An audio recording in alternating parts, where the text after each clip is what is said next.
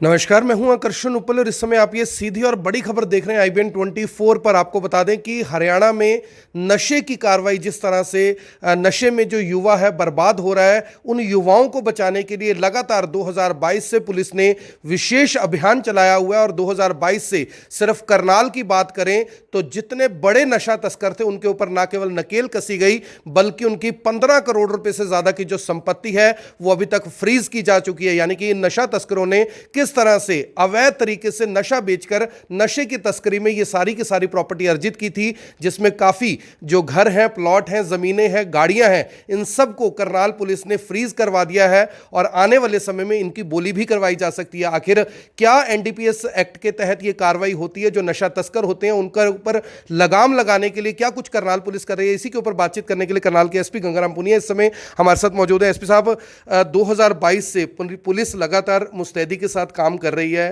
पहले कहीं ना कहीं रुकावटें आती थी, लेकिन अब देखने में आ रहा है कि पुलिस जिस तरह से नशा तस्करों के ऊपर कार्रवाई कर रही है, उनकी संपत्ति को फ्रीज करवा रही है, कहीं ना कहीं ये बड़ा यानी कि अपडेट है पब्लिक के लिए भी, सरकार के लिए भी। और पुलिस जिस तरह से कार्रवाई कर रही है, कहीं ना कहीं नशा तस्करों में भी इस समय खलबली मची हुई है। देखिए, जिला पुलिस के द्वारा वर्ष 2022 में अपना ध्यान खास तौर पे जो लार्ज स्केल पे ड्रग की स्मगलिंग करते हैं उन पे फोकस करना शुरू किया है, ताकि इसमें एक नशा तस्करों को एक सख्त संदेश भी जाए और साथ ही हमारे समाज और ख़ास तौर पे युवा वर्ग जो बुरी तरह से इससे प्रभावित हो रहा है उसको बचाया जा सके। इसी संबंध में एक आरोपी केहर सिंह, जो कि मुख्य रूप से गाँव दंतोड़ी, जिला कुरुक्षेत्र का रहने वाला है, ये वर्ष 2012 में इसको अरेस्ट हुआ था एक कुरुक्षेत्र जिले से रिलेटेड मुकदमे में, और इसके बाद में इसको माननीय न्यायालय के द्वारा ट्रायल के दौरान दोषी ठहराते हुए 18 साल की सज़ा सुनाई गई थी।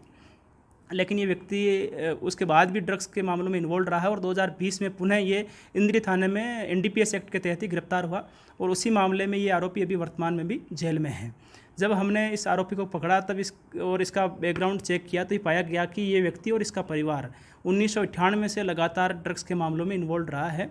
कुछ में ये बरी भी हुए हैं, लेकिन इनके द्वारा अपने जो वैध स्रोत से जो इनकी आय है उसके अनुपात में काफ़ी सारी प्रॉपर्टी इन्होंने ऐसी बना रखी है जो किसी भी सूरत में जायज़ नहीं ठहरा जा सकती। हमने NDPS एक्ट में एक ये प्रावधान है कि ड्रग स्मगलिंग के द्वारा ऐसे मामले यदि किसी व्यक्ति के विरुद्ध दर्ज हुआ है जिसमें 10 साल या उससे अधिक की सज़ा हो और उसमें यह गिरफ्तार हुआ हो या दोषी ठहराया गया हो, तो उसके द्वारा जो अवैध रूप से अर्जित आय है, इनकम प्रॉपर्टी है, चाहे वो मूवेबल प्रॉपर्टी हो चाहे इमूवेबल प्रॉपर्टी हो, वो एक रीजनेबल ऑर्डर पास करके फ्रीज की जा सकती है। जब हमने इसकी छानबीन शुरू करी तो पहले हमने इसी साल में ही इस व्यक्ति की 1.5 करोड़ की प्रॉपर्टी फ्रीज की थी, जिसको जो सक्षम अधिकारी है NDPS नई दिल्ली में उन्होंने कंफर्म कर दिया है। अभी रिसेंटली हमने इसका एक और प्रपोजल बना करके कॉम्पिटेंट अथॉरिटी NDPS नई दिल्ली को प्रेषित किया था। उन्होंने करनाल पुलिस के द्वारा पारित आदेश को सही ठहराते हुए उसको कंफर्म कर दिया है।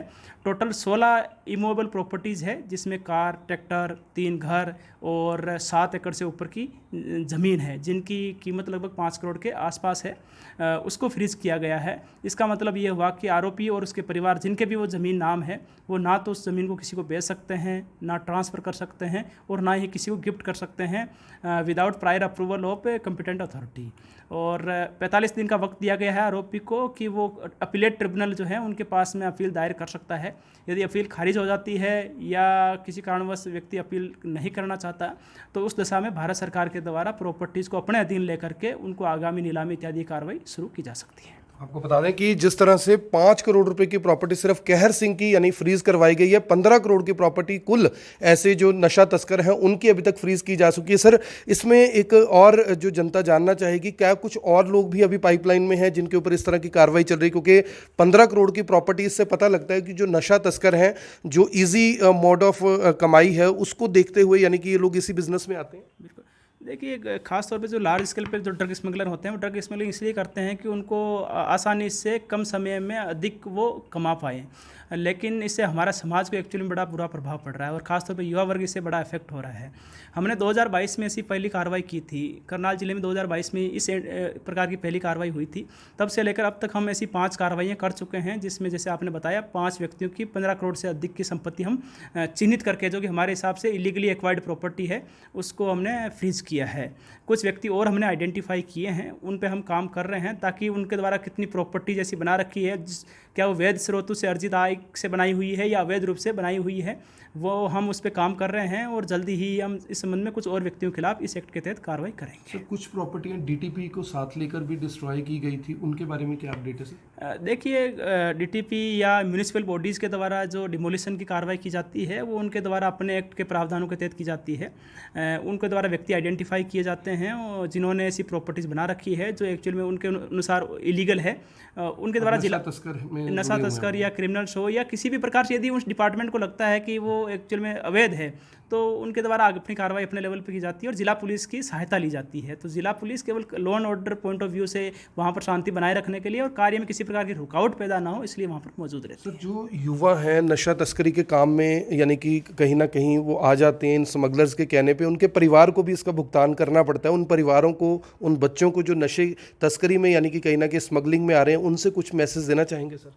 देखिए, सभी माता पिता का और अभिभावक का और हमारे समाज के लोगों का भी दायित्व बनता है कि वो अपने बच्चों पे ज़रूर नज़र रखें। यदि उनको इस प्रकार की कोई इनकी एक्टिविटी नोटिस में आती है जिससे उनको लगता है कि किसी गलत संगत में व्यक्ति जा रहा है या गलत व्यक्तियों के साथ में जिनका ऐसा पास्ट रिकॉर्ड रहा है उनके साथ उठ बैठ है, तो ज़रूर टोका टोकी करें। और यदि उनको लगता है कि कोई व्यक्ति ऐसा है जो उसको इस धंधे में इन्वॉल्व करना चाहता है तो जिला पुलिस को ज़रूर सूचना दें, क्योंकि सही वक्त पर यदि इंटरवेंशन होगा तो जाहिर तौर पर किसी व्यक्ति का भविष्य बर्बाद होने से बचाया जा सकता है। साथ ही मेरा जितने भी करनाल वासी हैं उनसे भी अनुरोध है, और ख़ासतौर पे जो ड्रग स्मगलिंग की इस प्रकार के धंधे में इन्वॉल्व हैं या इन्वॉल्व होने के प्रयास कर रहे हैं, उनको भी एक सख्त संदेश है कि यदि इस प्रकार से ये उन्होंने कोई इनकम अर्जित कर भी ली तो अवैध इनकम है और कानून के शिकंजे से वो बच नहीं पाएंगे। धन्यवाद सर। और ये थे करनाल के एसपी गंगाराम पुनिया। आपको बता दें कि 2022 में जब एसपी साहब को यानी कि ऊपर से पावर दी गई, जो डीजीपी और गृह मंत्री हैं, उन्होंने कहा कि नशा तस्करों के विरुद्ध कड़ी कार्रवाई करनी। उसके बाद किस तरह से सख्ती दिखाते हुए जो एसपी करनाल हैं उन्होंने अपनी टीमों को भी किस तरह से आगे आदेश दिए और 5 लोग, सिर्फ 5 लोगों से 15 करोड़ रुपए की जो प्रॉपर्टी है वो अभी तक फ्रीज की जा चुकी है। और भी लोग अभी यानी कहीं ना कहीं करनाल पुलिस के निशाने पर है, जो लोग इस स्मगलिंग के धंधे में, तस्करी के धंधे में जुड़े हुए और उन्होंने अवैध रूप से प्रॉपर्टी अर्जित की है। मेरी आप सभी लोगों से अपील, जो भी लोग इस वीडियो को देख रहे हैं इसे साथ के साथ जरूर शेयर करें। करनाल पुलिस का ये बेहतरीन काम है और ये सब तक पहुंचे, इसलिए इस वीडियो को जरूर शेयर करें। आप देख रहे हैं IBN24, मैं हूं आकर्षण उपल करनाल से आप सभी के साथ लाइव। धन्यवाद।